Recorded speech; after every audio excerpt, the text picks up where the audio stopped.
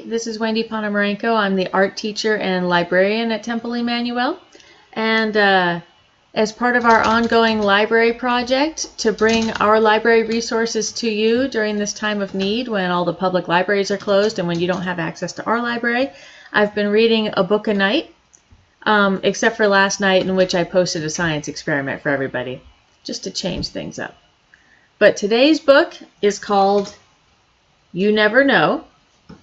It's A Legend of the Lamed-vavs. It's by Francine Prose.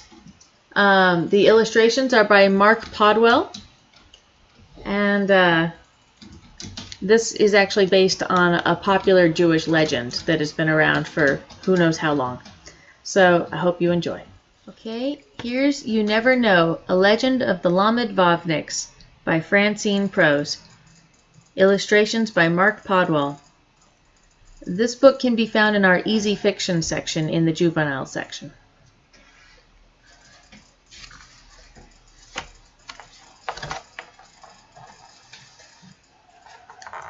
For 40 days and 40 nights, no rain fell on the town of Plochnik. Every green thing turned brown, and a dry wind rattled the branches. The thirsty cows stopped giving milk. Fish circled the shallow, muddy puddle that was once a deep, cool lake.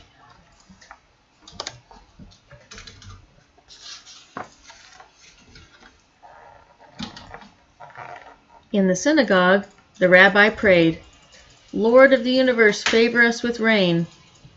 But not a drop of rain fell. The rich man prayed the same prayer, but not a trickle.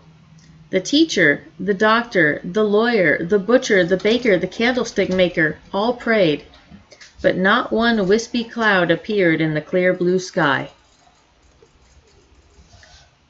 "Maybe I should pray," came a meek voice from the back of the synagogue. It was Shmuel, the shoemaker. Poor Shmuel, they called him. Poor, stupid Shmuel. They called him secretly, because he often forgot to charge his customers for fixing their shoes. And if you forgot to pay Shmuel, Shmuel forgot to ask.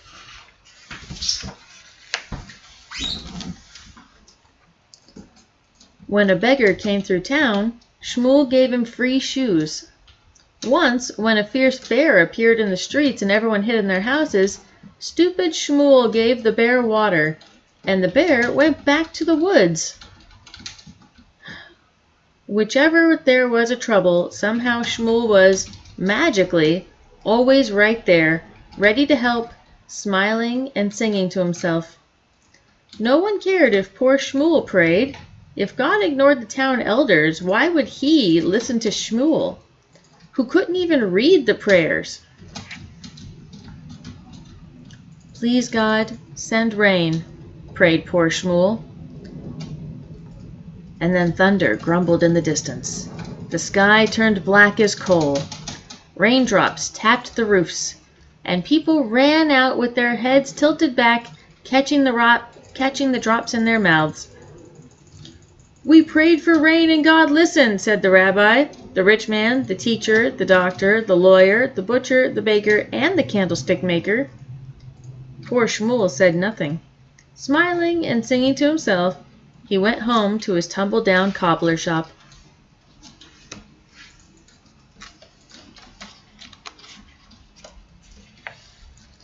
It rained for 40 days and nights.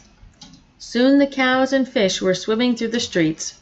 Water climbed all the way up to the steps of the synagogue, where now the people of Plochnik prayed for the rain to stop. "Lord of the universe," prayed the rabbi, "take back your generous gifts." The wind howled, and the rain drove sideways against the windows. The rich man, the lawyer, the doctor, the teacher, the butcher, the baker, and the candlestick maker prayed with the rabbi, and lightning crackled in the sky, and a cold wind blew out the lamps and the candles. In the dark, they heard Shmuel pray, God, please make it stop raining." All at once, the rain stopped. The sun came out. But no one left the synagogue. They just stood there, blinking, staring at Shmuel. And Shmuel, smiling and singing to himself, went home to his tumble-down cobbler shop. After he was gone, people said, "Why does God listen to poor Shmuel and not to us?" "I will think about it," said the rabbi.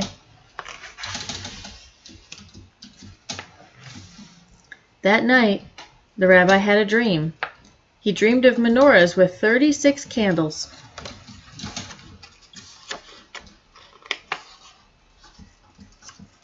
He dreamed he saw a door in the sky, bordered by 36 stars, and when he walked through the door, he saw a magnificent feast. 36 men sat at the banquet table, all of them dressed in white, their faces radiant with light. And who was sitting near the head of the table? Poor Shmuel! Suddenly the rabbi understood why Shmuel's prayers had made the rain stop, and now he knew that Shmuel had made the rain start as well. In the morning, the rabbi rushed to the synagogue and called the people together. "Listen," he cried, "our own poor Shmuel is one of the holy Lamed-vavs." "The what?" asked the butcher. "The 36 righteous people," said the rabbi. "How many?" asked the baker. 36, said the rabbi. "The 36 who?" said the candlemaker. "The Lamed-vavs," repeated the rabbi. The rabbi continued, "An ancient legend tells us that scattered throughout the world there live 36 of these holy people. No one knows who they are. Many of them are humble, poor, ragged, homeless wanderers, and yet these people are so good, so kind, so just and righteous that they have God's ear. The world could not get along without them. So much depends on their prayers, even the weather in Plochnik."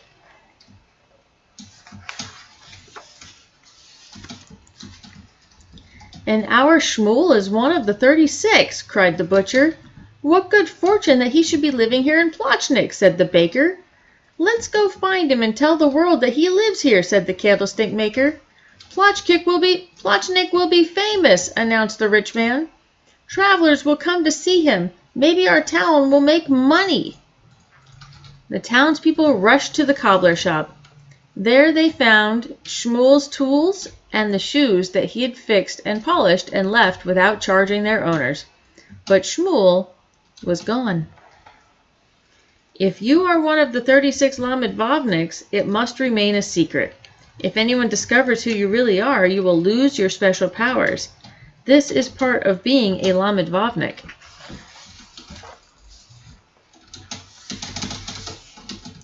No one in Plochnik ever found out where poor Shmuel went. Someone saw him in Vilna digging ditches. Someone spotted him begging outside the gates of Jerusalem. Someone saw him in New York, where he had a little junk shop. And someone saw him in your town, fixing your shoes and forgetting to charge you. A few months after Shmuel left, a new cobbler came to Plochnik. His name was Yaakov, and he was poor, but no one called him poor stupid Yaakov. Everyone was kind to him. After all, you never know.